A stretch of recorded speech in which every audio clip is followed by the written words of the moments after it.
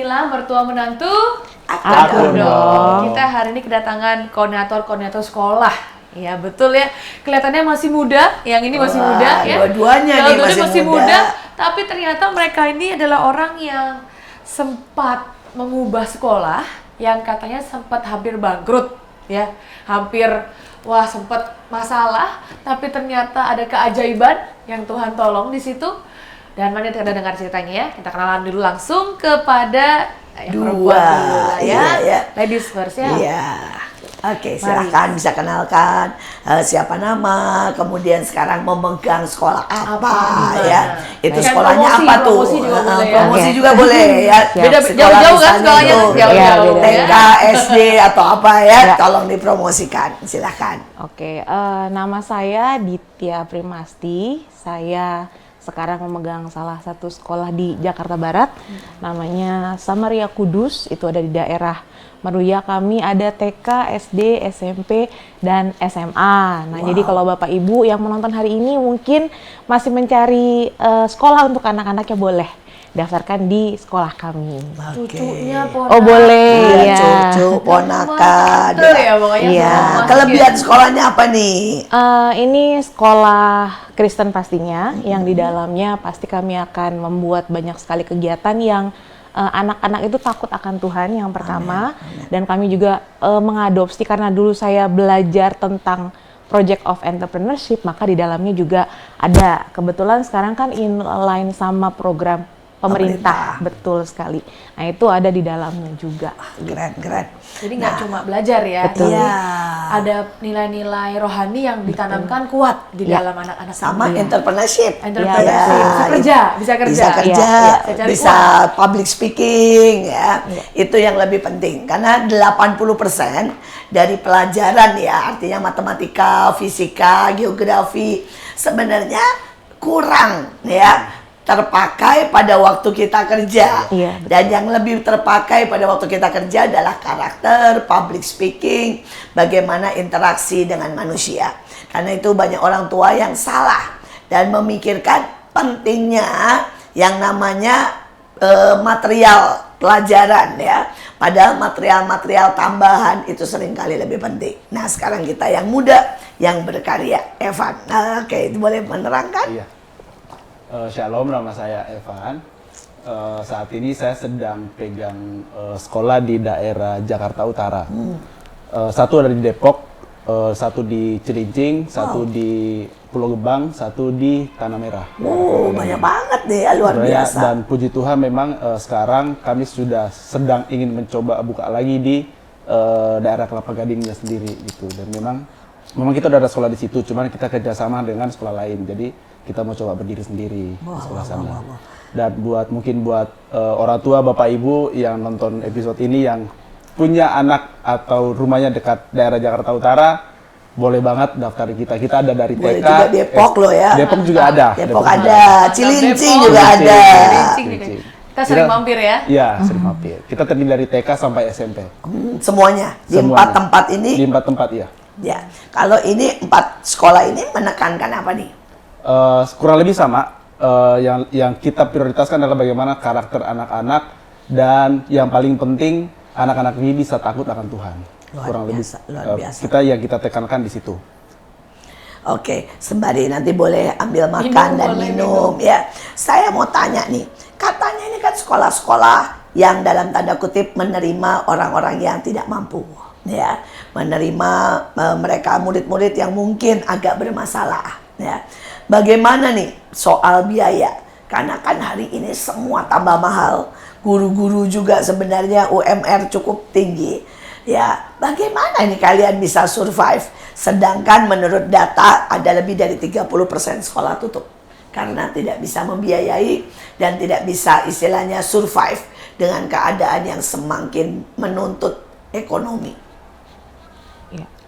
Ya, mungkin dulu ya. boleh. Oke, boleh. Jadi waktu kami terima memang sekolah ini kan tidak dalam kondisi yang baik ya Bu. Betul. Gitu. Masalahnya di mana? Mungkin bisa cerita sedikit ya. Salah satunya itu adalah dampak pandemi. Dampak pandemi, lalu ternyata setelah kami masuk, kami interview orang tua, terutama yang ketika kami cek ada kendala di administrasi, itu ternyata banyak dari mereka setelah pandemik mereka tidak bisa balik. Maksudnya pekerjaannya tidak bisa balik gitu. Jadi dari betul gitu. Atau menurun sekali pendapatannya. Sangat. Betul. Jadi ada banyak dari mereka yang kena PHK. Aduh, kasihan sekali. Iya. Jadi setelah kami observasi, lalu kami coba berikan keringanan begitu ya dari hasil interview gitu dengan beberapa syarat pastinya. Dan puji Tuhannya mereka juga tetap masih ada dengan kami. Dengan kondisi seperti itu kami juga tidak keluarkan ya Bu ya gitu kondisinya. Lalu setelah itu bagaimana kami survive-nya ya, kami benar-benar buat banyak perampingan pastinya di awal. Bahkan ketika kami masuk juga ada hutang yang harus kami bayar. Aduh. Gitu. Dan ajaibnya saya nggak tahu gimana caranya, itu pasti Tuhan. Tapi ujungnya semua hutang selesai. Dan dalam berapa lama itu semua hutang selesai? Memang lumayan agak lama, kurang lebih setengah tahunan ya. Itu bukan lama, itu cepat sekali tuh. Itu sebuah keajaiban ya. Iya, jadi 6 bulan dan menyelesaikan hutang terus. Iya, kurang lebih itu 6 bulanan kami selesai. Lalu setelah itu ya sudah kami bisa running, dan sampai hari ini ya berkat Tuhan dari mana-mana saja gitu, puji Tuhannya. Gitu. Luar biasa. Nah, sekarang dari sudut Evan, gimana nih ceritanya? Iya. Kalau dari sekolah yang hari ini saya pegang, sebenarnya masalahnya juga sama. Sebelum pandemi itu ada donatur tetap untuk membiayai sekolah ini. Jadi setiap bulan memang beliau suntikan dana lumayan besar untuk sekolah ini. Dan tiba-tiba waktu zaman COVID, beliau tiba-tiba memutuskan untuk berhenti support sekolah. Dan dari situ sekolah mulai agak rada bingung dan agak rada sulit untuk membayar semua buku, seragam dan lain sebagainya, gaji guru. Sedangkan kalau dilihat dari pendapatan SPP dan lain sebagainya, itu sangat nggak cukup. Betul. Bahkan buat operasional sekolah pun itu kadang nggak nutup gitu. Jadi memang agak rada sulitnya di situ. Dan sekarang kan juga waktu ada beliau hari itu, uang sekolah ini nggak terlalu mahal di tempat kami. Rata-rata kalau dirata-ratakan mungkin cuma sekitar 150 sampai 200 Wow, untuk itu SPP. Padahal sekarang di sekolah lain 1 juta ke 1 atas. juta, apalagi daerah Kelapa Gading. Betul, nggak mungkin itu. 1 juta udah nggak ada sekarang. Nggak ada 2 juta loh. Iya. Saya bandingkan dengan sekolah. Nah, itu juga di Jakarta Barat. Itu juga nggak ada tuh yang di bawah 1 juta harusnya. Iya. Rata-rata 2 juta. Kalau di Samaria Kudus, di atas 2 anak. iya di Samaria Kudus berapa itu? Kami memang rate-nya masih rate standar ya Bu Iya. ya. Jadi di standar Jakarta Barat itu untuk SD sekitar 700 ribuan. Tetapi kalau mereka datang dengan kondisi-kondisi tertentu, maka biasanya kami, ujungnya juga pasti nanti akan ada bantuan dari kami, sistemnya keringanan. Iya. Nah, terus sekarang bagaimana nih mengatasi itu, Van? Iya, dan memang kan salah satu cara yang kami coba buat untuk mengatasi itu adalah ya selain kita berdoa ya. Memang sama kayak Miss Ditya, kita harus ada perampingan dan lain sebagainya. Dan memang harus diputar. Jadi memang puji Tuhannya kita kan dari pemerintah kadang ada dapat support juga. Cuman itu pun sebenarnya nggak terlalu banyak. Jadi memang digabung semua dan waktu dihitung dari pemerintah dan dari pendapatan sekolah ini tetap nggak nutup Ya, dengan pasti. semua itu. Jadi ya jalan satu-satunya ya kita coba buat kegiatan dan kita coba buat penampilan semua anak-anak dan lain sebagainya. Tiba-tiba nanti pasti ada aja orang yang lihat anak kita tampil di suatu tempat. Tiba-tiba ini anak dari mana, sekolah di mana, mereka nabur. Luar Dan biasa. kita jalanin hampir setiap bulan seperti itu. Dan memang sampai hari ini pun di kami nggak punya donatur tetap sebenarnya Bu. Jadi memang yang kami lakukan seperti itu dan ya selain buat saya harus berdoa yang kuat. Berdoa dan menjara yang kuat karena Mujizat itu mungkin- nyata ya. Hanya itu jalannya. hanya itu jalan terbaik yang bisa ditempuh hari ini gitu. Karena saya juga bilang sama tim, kita kalau ngandalin manusia dan mengandalkan donatur, kita nggak akan pernah bisa. Karena kapanpun, seperti pengalaman sekian lalu, donatur bisa pergi kapanpun. Tapi kita harus ya, selain kita doa, pokoknya tiap minggu kami adakan jadwal doa puasa untuk kawal sekolah gitu. Luar biasa. Ada banyak orang yang berkata bahwa hari-hari ini atau tahun-tahun ini resesi akan semakin parah. Dan resesi akan semakin melibas begitu banyak. Mulai dari sekolah, toko, usaha, ekonomi dan sebagainya. Tapi kita percaya bersama Tuhan kita tidak akan melihat resesi, tapi kita akan melihat resepsi.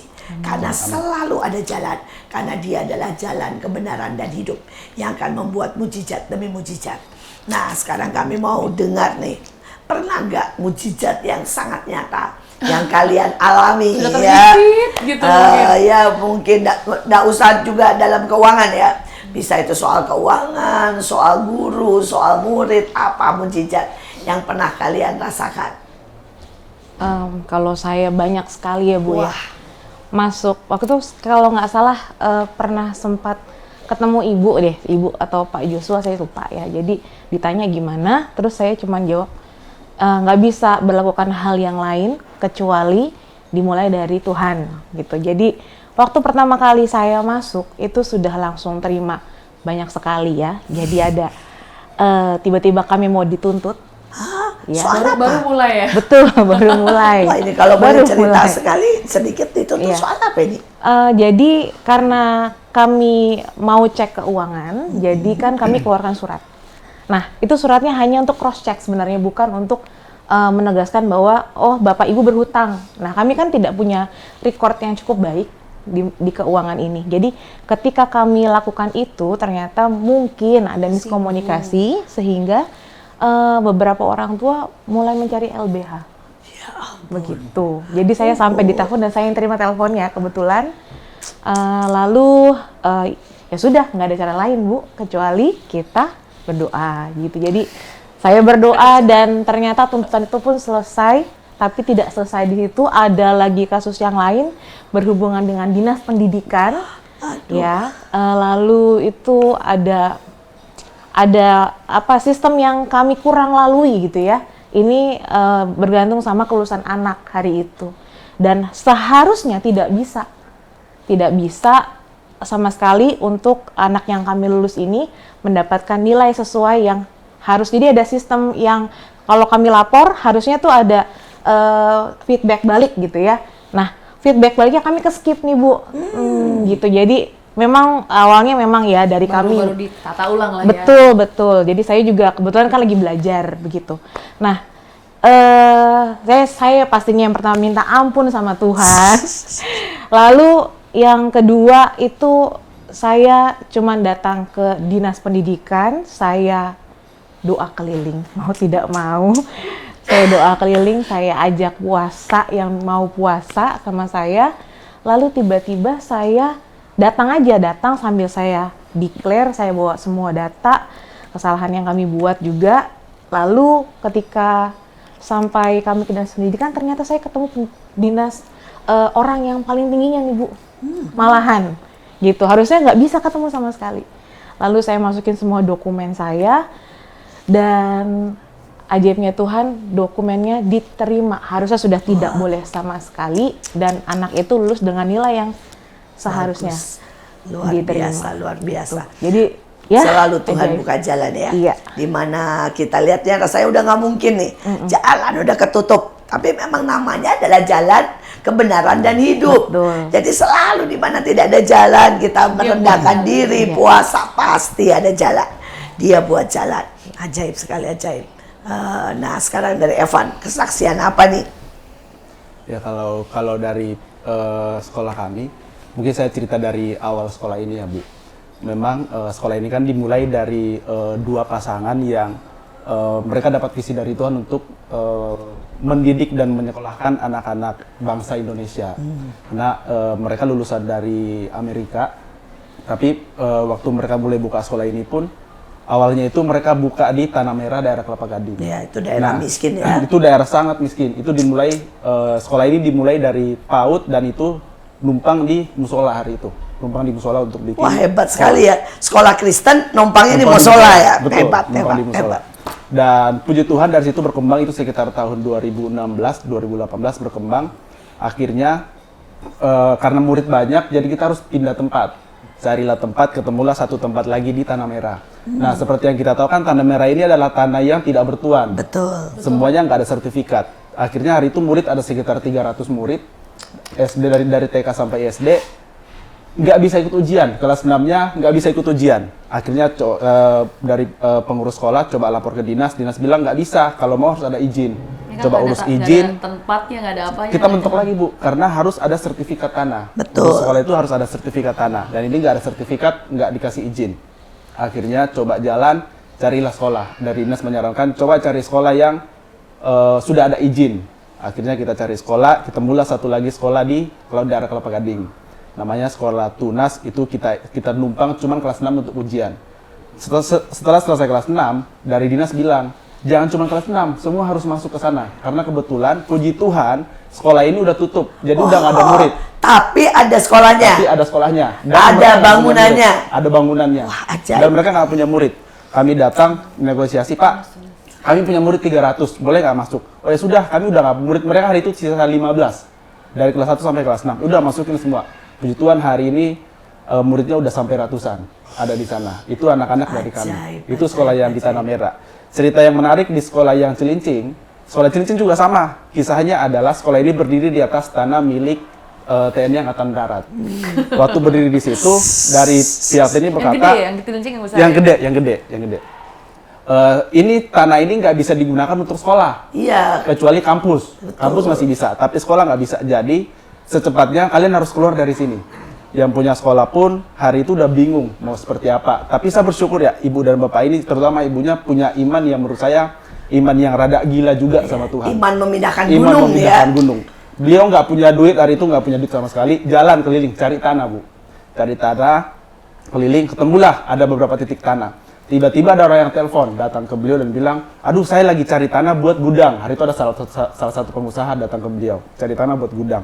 Ibu ini nganterlah orang ini untuk cari tanah. Dia tunjukin banyak tanah. Ibunya nanya, Bu, kok ibu punya dan bisa tahu banyak tanah di sini? Bagaimana caranya? Ibunya jawab, iya.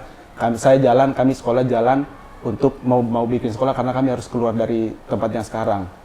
Ibunya tanya, kenapa? Kan itu udah ada sekolah. Iya, itu nggak bisa lagi karena harus keluar dari situ. Dan setelah itu ibunya pulang, puji Tuhannya, dan menurut saya ini mujizat yang ajaib. Besoknya ibunya telepon lagi ke ibu ini, ke yang punya sekolah. Tuhan ngomong tadi malam, tanah itu harus saya beli buat sekolah HBB. Wah, ajaib Dan sekali. ajaibnya lagi, Jadi tanah yang tempatnya Yang TNI Polri. TNI Polri itu kan nggak bisa dipakai. Jadi waktu ibu ini jalan cari tanah, ditunjukinlah tanah ini orang pengusaha ini harus beli untuk HBB. Dan Tuhan ngomong, saya nggak cuma beli tanah, saya harus bangun dan saya harus isi semua peralatan sekolah. Tuhan Yesus. Jadi, Paling bagus buat nih, saya, yang tempat yang ini ya. Itu yang paling bagus. Itu ada tingkat-tingkat. 2 lantai. 2 lantai. Dan puji Tuhan buat saya sih ini salah satu keajaiban ya. Dan waktu itu diserahinlah ke kita untuk kita gunakan, untuk hari ini kita pakai jadi gedung sekolah kita. Gitu. Saya itu suatu mujizat yang luar biasa, dan memang nggak selesai sampai di situ. Buat saya sampai hari ini pun berjalan itu tetap karena keajaiban ya. Karena keajaiban dan mujizat, gedung selesai, tanah Tuhan siapkan, bahkan murid-murid pun hari ini di daerah kami itu ada 2-3 sekolah yang sudah tutup karena udah nggak punya murid. Tapi tahun ajaran baru kemarin, kami bisa terima sekitar 25-30 murid masih bisa masuk. Dan memang ini total berapa murid yang di sini? sekitar 500 kurang lebih. Cilincing. Iya. Kalau di Cilincing sekarang sekitar 200 anak, 200-300. Yang satu 500. Total semua Bu. Oh, total semua. Total semua karena kami batasin karena kita muat. keterbatasan Iya, gedung dan gedung kelas, dan jadi kita kelas. batasin. Kalau kita nggak batasin datang terus karena kita biaya lumayan murah. Aduh, luar biasa ini, luar biasa. Di tengah sekolah lain tidak ada murid ya. Iya. Di tengah sekolah lain hampir tutup. Hampir tutup. Luar Bahkan biasa. beberapa sudah tutup. Nah, sekarang cerita, pastikan sekolah itu pasti ada anak-anak yang istimewa istilahnya. Boleh cerita tentang anak istimewa yang terjadi baik di Samaria Kudus maupun di tempat apa itu, Evan, boleh ada? Kalau di saya, anak-anak istimewanya macam-macam Bu, gitu. Jadi ada yang didiagnosa autism, ADHD itu juga ada. Lalu ada yang speech delay itu juga ada. Ada juga yang kemampuannya kurang, betul. Ada juga yang karena faktor keluarga gitu. Jadi ada Satu anak saya yang bahkan itu melihat orang tuanya suicide. Iya, jadi itu awal pertama kali masuk itu selalu menangis. Pastilah. Pelajaran Umur juga. berapa itu? Sekarang anaknya sudah kelas 6 SD ya Pak. Kalau waktu yang dia melihat orang tuanya melakukan itu dia masih kecil, masih sebelum SD. Sebelum SD.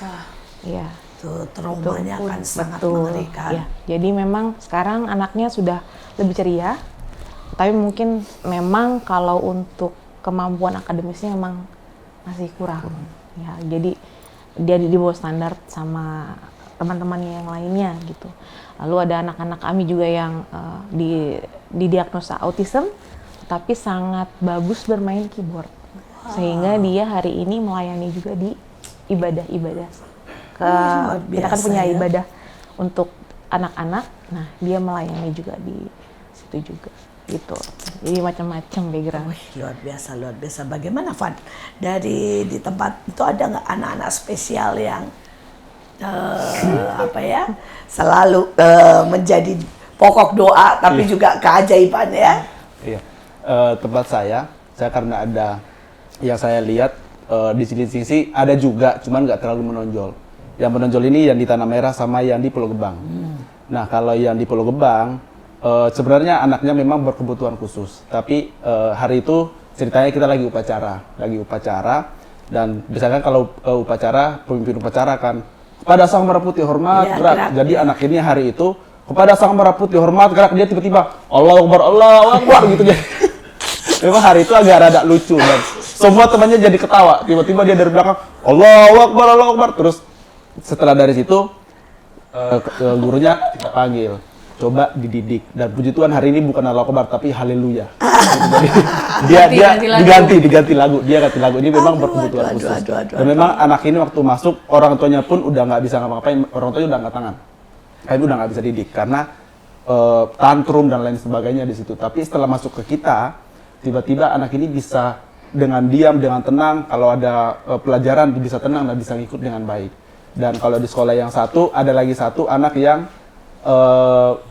speech delay sama kayak Miss Dieta tadi, nggak bisa ngapa-ngapain, nggak bisa lakuin apa. Dan hari ini setiap kali ibadah, ini anak TK Bu, setiap kali ibadah dia main kajon, main musik. Wow. Dan kami tiap Selasa ada ibadah sama anak-anak, dia akan jadi pemain drum dan dia harus main drum di situ. Wih, luar biasa. Ibunya benar-benar bersyukur banget bisa masuk di kita. Oke. Tapi jangan kemana-mana, ceritanya masih sangat banyak dan seru-seru ya ternyata ya, dengan mengurus sekian sekolah.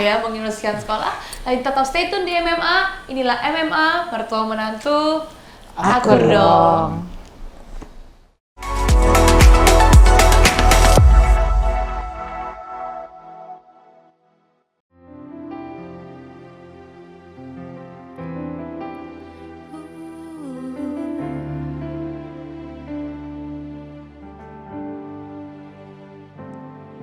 Saat ku berjalan,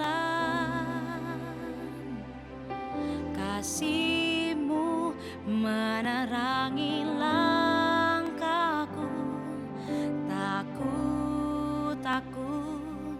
Tak ku bimbang, karena ku tahu Kau bersamaku.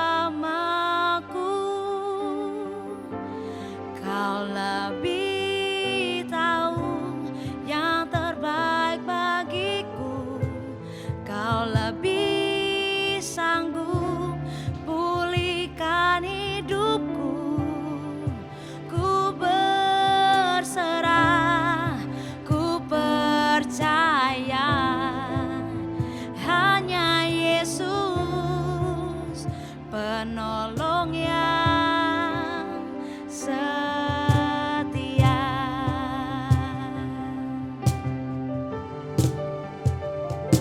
Saat ku berjalan, kasih-Mu menerangi langkahku. Tak ku bimbang, karena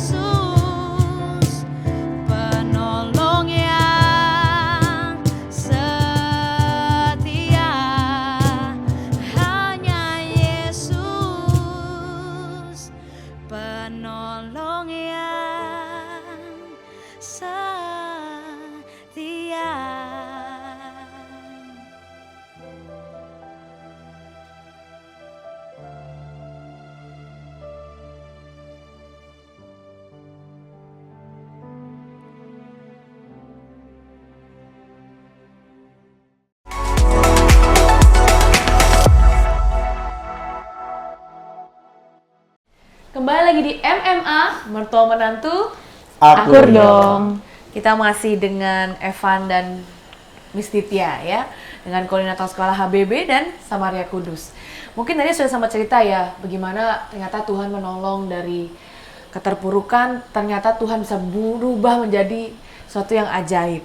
Nah mungkin pernah nggak ada sebuah keputusan-keputusan yang sulit yang pernah kalian perlu ambil saat menjadi koordinator sekolah? Sulit, ini sulit nih. Wah ini uangnya mepet tapi harus ambil anak. Nah itu kan sulit ya. Iya. Uangnya nggak pas tapi gimana nih ya. Ini masalah nggak bisa, gurunya kurang. Tapi keputusan-keputusan sulit. Pernah nggak ngalamin apa? Dari Miss Ditya atau Miss Ditya dulu lah? Ya. Kalau dari saya keputusan sulit mungkin di awal ya. Di awal ketika kita mulai belajar kenal sekolah ini gitu ya.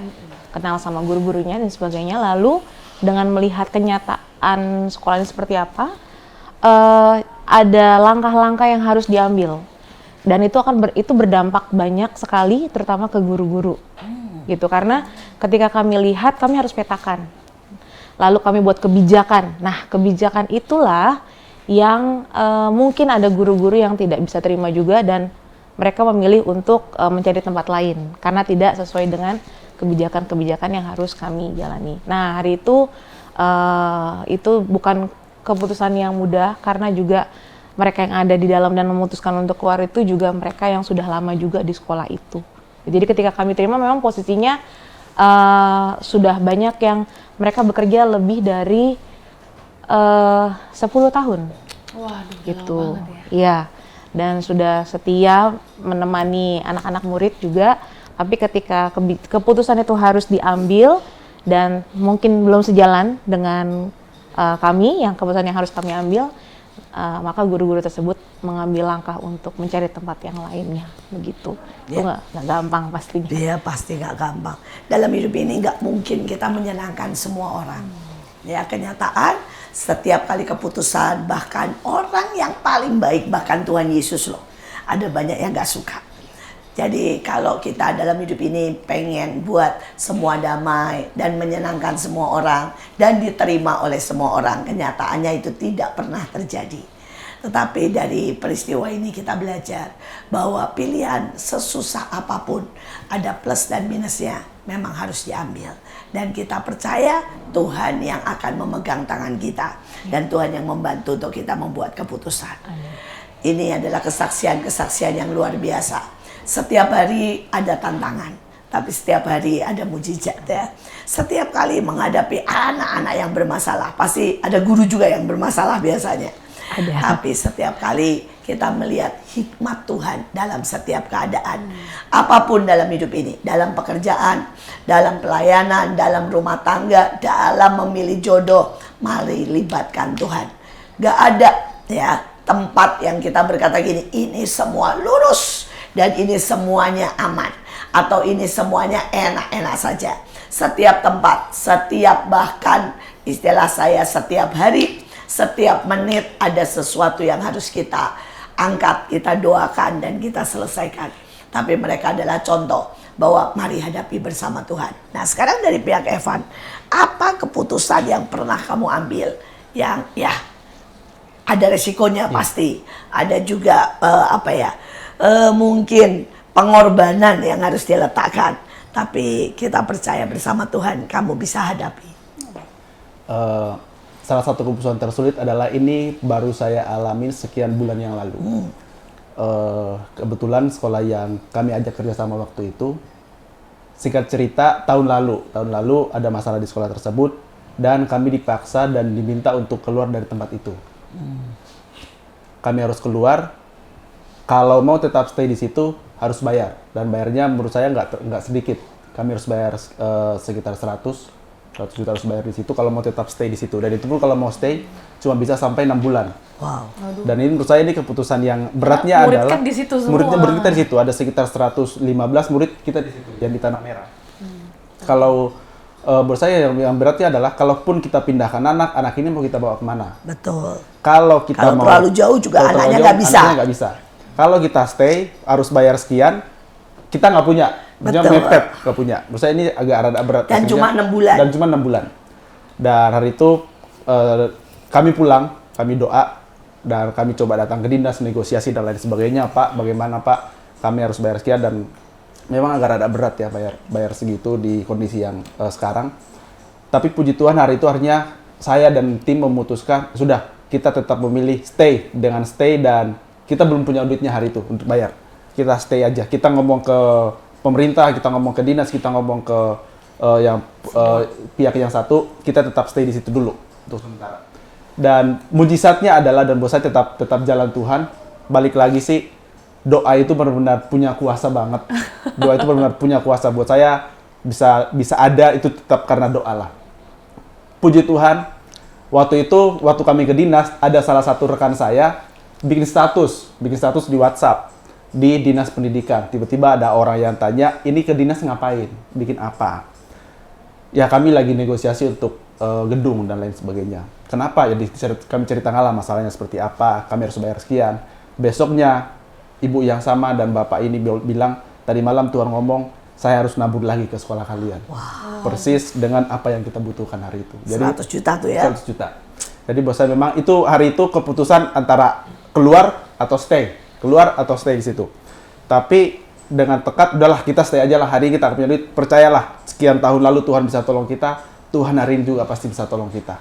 Dan memang hari itu ya selain kita berdoa, puji Tuhan, Tuhan tetap bisa buka semua jalan yang bisa kita lewatin. Sampai hari ini kita tetap, puji Tuhan hari ini kami tetap dan menggunakan tempat yang sama. Dan ini memang cuma 6 bulan atau kemudian dapat jalan keluar juga? Puji Tuhan jalan keluarnya adalah kemungkinan besar dipindahkan ke kami. Semua gedung, semua dan lain sebagainya. Pindah ke tempat? Ke HBB. Jadi kita yang kelola. Wah, puji Tuhan. Jadi ternyata gedung tidak kalian yang harus keluar, tapi mereka malah memberikan kepada semua gedung. luar biasa. Oh, luar pindah nama biasa. jadi sekalian Pindah nama. semua. Jadi nanti akan pindah nama jadi. Ajaib, ajaib. Selalu Tuhan Bagus buka lagi jalan. sekolah yang kita Bagus. rumah itu bagus. Dan ini persis Bu, di kota di tengah Kelapa Gadingnya. Gedungnya. Jadi bukan di Tanah Merah lagi. Bukan di pinggir Kelapa Gading, tapi di dalam Kelapa Wah Gading. keren dong, berarti anak-anak ini sekolahnya makin Sekolahnya bagus. agak mewah dikit lah. Agak mewah, ini mewah, mewah naik lumayan dikit. lah. Luar biasa, luar biasa. Tuhan selalu punya cara, Tuhan punya jalan. Beberapa tahun yang lalu saya juga melihat begitu banyak keajaiban yang Tuhan buat ya. Salah satunya hari itu Mahanaim baru awal dan kami di demo. Kenapa? Karena orang tua murid marah. Karena sekolahnya tidak ada WC, tidak ada jendela, bahkan tidak ada pintu hari itu. Ya, dan kami di demo karena orang tua murid berkata, ini bagaimana anak saya seperti ini, sekolah dalam keadaan seperti itu. Dan saya sekali lagi, kami juga di demo sama apa? Sama kontraktor. Karena apa? Tidak ada uang untuk melanjutkan. Jadi hari itu benar-benar didemo dari pihak orang tua murid, didemo dari pihak kontraktor karena kami tidak bisa melanjutkan. Ya seperti biasa, tidak ada jalan lain. Ketika kiri, kanan, depan, belakang macet, ya kita cuma lihat ke atas ya kan. Kita cuma bisa teriak ke atas dan ujungnya toh hari ini sekolah ini jadi. Di mana hari itu bahkan sudah di titik sangat-sangat parah. Tidak ada apa-apa dan tidak ada jalan keluar. Sekali lagi ada banyak kondisi yang istilah saya ya, sepertinya dead end. Ya, sepertinya sudah paling ujung dan tidak ada jalan kemana-mana. Tapi saya selalu percaya di mana depan adalah Laut Merah, belakang Firaun, Tuhan toh bisa belah Laut Merah. Jadi jangan pernah menyerah. Saya masih mau tanya nih satu lagi. Bagaimana nih menjaga semangat ya guru-guru dan bagaimana istilahnya menjaga semangat anak-anak murid-murid juga. Hari-hari ini kan banyak yang sudah nggak pengen sekolah bahkan Apa sejak pandemi ya? iya anak-anak juga seringkali sangat liar dan ini kondisi loh, bahkan istilahnya di Korea setiap hari 90 anak lebih mati bunuh diri. 90 tiap hari di tengah K-pop. Kondisi yang menurut kita lebih bagus ya dari Indonesia ya. Tapi ini kan di Indonesia, Jepang 70 orang setiap hari bunuh diri. Bahkan event Cina yang negara sekarang adik kuasa. Ya, negara yang hari ini menjadi negara terkaya di dunia loh. Ya, tetapi justru anak-anak sekolah sangat stres, merasa persaingan sangat banyak. Dan hari ini di Cina hampir setiap hari lebih dari 50 anak bunuh diri. Ini kondisi yang kita tahu tidak mudah. Nah, sekarang bagaimana yang ada di dunia pendidikan? Karena baik Korea, Jepang, Cina maupun negara-negara lainnya, yang bunuh diri adalah anak-anak. Yang bunuh diri adalah mereka yang usia sekolah, usia kerja istilahnya. Mereka merasa sangat putus asa menghadapi dunia. Mereka merasa tidak perlu lagi sudahan ya untuk hidup karena mereka tidak punya kekuatan sama sekali untuk bersaing. Nah, bagaimana nih kondisi hari ini ya di Indonesia? Coba Evan duluan. Nah, Gantian. ya, anak-anak muda nih menghadapi anak-anak muda nih. Ya memang salah satu masalah terbesar sekarang adalah anak-anak zaman sekarang ini malas untuk disuruh belajar. Betul. Sangat malas terus belajar. Bahkan apalagi sekarang menurut saya yang jadi masalah di sekolah adalah sekolah hanya akan menekankan bagaimana supaya dapat nilai yang bagus. Betul. Tapi tidak pernah diajarin tentang bagaimana berkembang, bagaimana punya mengeluarkan ide-ide tertentu dari anak-anak. Karena setiap anak pasti punya idenya masing-masing, punya keahliannya masing-masing. Sedangkan hari ini kalau saya lihat sekolah itu hanya mengajarkan matematika kamu harus sekian, kamu harus 90, bahasa Inggris harus sekian. Yang dikejar itu adalah nilai.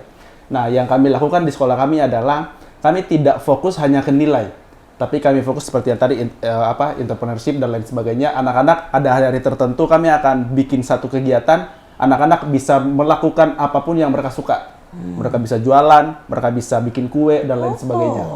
Dan bahkan ada yang sekarang kami lah, ya mereka hobi mereka apa? Bahkan sekarang ada yang bilang, Kak, Pak, saya hobinya main bola. Ya, kami buka sekolah bola. Sekarang kami ada sekolah bola juga. Luar Jadi biasa, memang, luar biasa.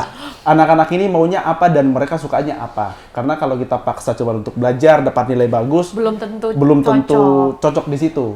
Jadi memang kita yang kami tangkap adalah pokoknya hobi anak apa, mau mereka apa, kesukaan mereka apa, tapi sembari dibimbing ya. Karena kalau nggak ditemani juga mereka bisa liar.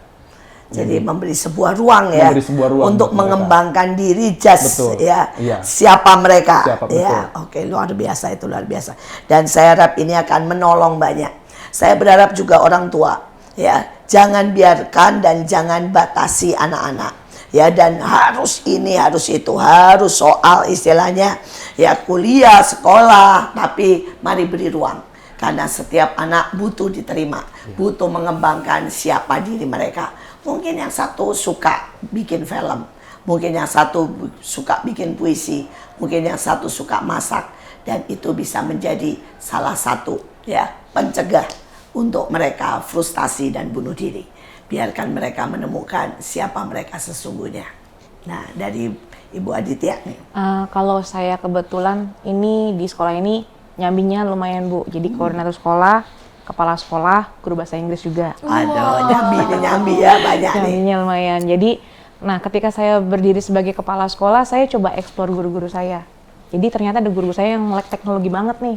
Gitu. Jadi mereka yang melek teknologi biasanya saya tolong bantu ya untuk bikin media sosial sekolah gitu. Atau nanti guru-guru inilah yang akan menjadi narasumber-narasumber untuk ngajarin guru-guru yang lain. Betul. Bahkan menjadi coach untuk teman-teman yang lain, yang guru-guru yang tidak terlalu mengerti. Sehingga kalau saya lihat mungkin di sekolah ini untuk guru-gurunya lumayan melek teknologi. Jadi mereka pakai semua alat teknologi. Nah kebetulan kan ada bantuan pemerintah juga, kita dapat smart TV, smart TV gitu. Jadi itu pun kami pakai dan itu sangat menarik buat anak-anak karena anak-anak yang sekarang ini kan mereka kan sangat ini ya Bu, Sangat butuh teknologi. Iya betul. Jadi nah guru-guru kami ini sangat mengerti dan mengakomodasikan untuk anak-anak sehingga kalau saya lihat dari beberapa VT atau status guru-guru random gitu ya,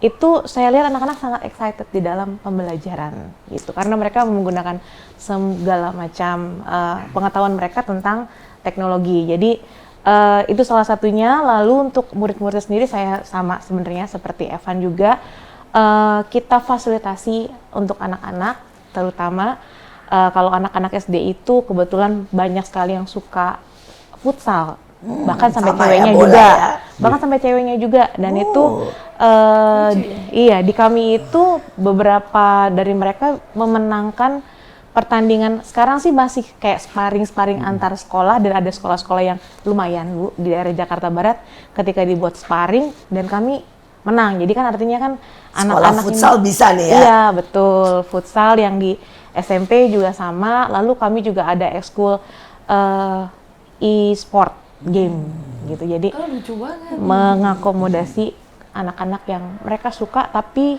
kita tetap arahkan dan temani, Luar biasa. dampingi gitu. Inilah sebuah perjalanan, dan perjalanan dalam bidang pendidikan sebenarnya tidak hanya dibatasi soal sekolah, tapi setiap hari adalah belajar, setiap hari adalah proses, setiap hari adalah pengembangan diri. Dan kita berharap, saya berharap, dan semua yang mendengarkan bisa mendapat pelajaran. Mari, hidup adalah sebuah pembelajaran, hidup adalah proses, hidup adalah pengembangan. Jangan berhenti, karena Tuhan masih punya banyak buat kita. Sekali lagi, jangan pernah menyerah dalam kehidupan. Mungkin kelihatannya yang kita pegang sekarang adalah sesuatu yang katanya berantakan. Tetapi kita tahu bahwa sewaktu kita mengerjakan dalam bersama dengan Tuhan, Tuhan bisa rubahkan semuanya. Waktu mereka dapat sekolah, sekolahnya tidak seperti yang mereka suka. Sekolahnya tidak seperti yang mereka harapkan. Tetapi ternyata dikerjakan. Itu akan menjadi sebuah mutiara-mutiara. Itu akan jadi seperti sebuah diamond-diamond yang indah di hadapan manusia dan Tuhan. Sekali lagi, inilah MMA, mertua menantu.